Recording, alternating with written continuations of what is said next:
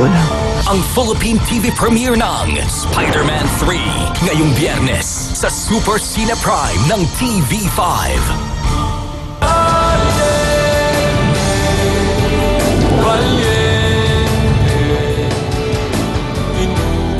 Kinikilabutan naman ako sa balita kay Gardo.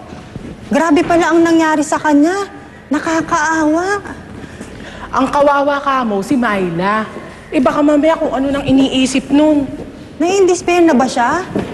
Ay naku, paano ba naman ang gulo nito pamilyang to? Tsaka alam mo ba, kung ano sinasabi doon sa palengke, ha? Na may kinalaman daw yung amo natin sa pagkamatay ni Gardo. Hoy! Ay! Itong mga alilang ito? Kakapal ang mukha ninyo? Oh, good. You're both here. Theo, kunin mo ang bangkay ni Gardo. Dadali natin sa sementeryo at ipalilibing natin. Ay, Mama, ako na lang po pupunta mag-isa. Ay mo kasama? Hoy, kayong dalawang mga alipin, pasok sa loob. Huwag kayong nagsisisismis, ha? Ang babastos ninyo. Eh kung hindi ko kayo palamunin! Ma, hindi na sekreto sa ibang tao ang pagkamatay ng nanay niya. Kaya kami nag-away dahil dito, dahil kay Leona.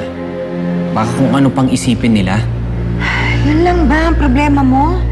Eh di isipin mo na ginagawa mo to dahil gusto mong bigyan ng tribute ang iyong dating kababata. Para lumabas na true gentleman ka pa rin. Alam niyo, Mama, binibigyan niyo ako ng dahilan na para hindi na sumama sa inyo. Eh di wag.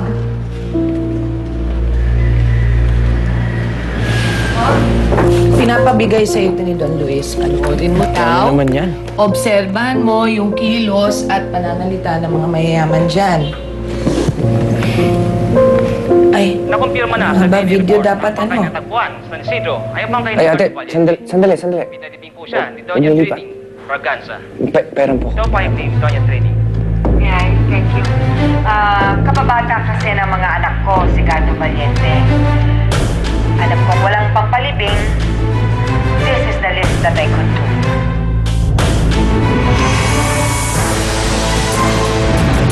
Eh bakit ba kasi pinipigilan ninyo ako?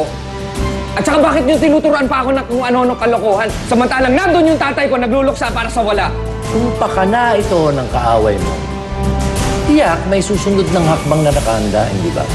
Now! Oh! Wala na si Pato. Wala na. Hindi ito ang katapusan ng mundo. Tandaan mo, nandito lang ako, hindi kita iiwan. Ang dami-dami kong gusto sabihin sa'yo. Gusto kitang mayakap. Gusto kitang makita. Gusto kitang makausap, Gardo. May mga kasalanan din si Gardo. Kuya, si Yuho na lang mismo nagsabi sa akin. Alam mo ni Mama, tinago niya sa atin yun eh.